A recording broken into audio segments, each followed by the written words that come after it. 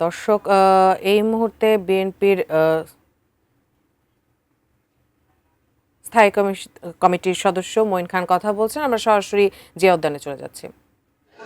রাজনীতি করেননি, তিনি জনগণের কাতার থেকে রাজনীতি করছেন এবং আপনারা জানেন সেই ৮০ দশকে তাকে কিভাবে একটি সামরিক শাসনের হাতে নির্যাতন এবং অত্যাচারের শিকার হতে হয়েছে।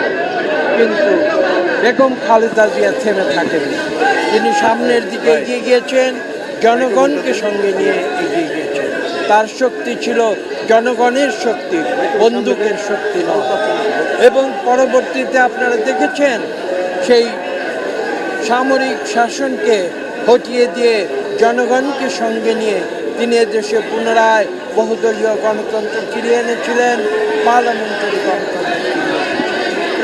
পরবর্তীতে আবার দেখেছেন ২০০৯ সাল থেকে দীর্ঘ প্রায় ১৬ বছর তিনি সংগ্রাম করেছেন স্বৈরাচারী আওয়ামী লীগ সরকারের একদলীয় শাসনের বিরুদ্ধে। রাজপথে ছিলেন, সংগ্রাম করেছেন, জনগণের জন্য কথা বলেছেন, গণতন্ত্রের জন্য তার জীবনকে উৎসর্গ করেছেন, কোনোদিন থেমে থাকেননি।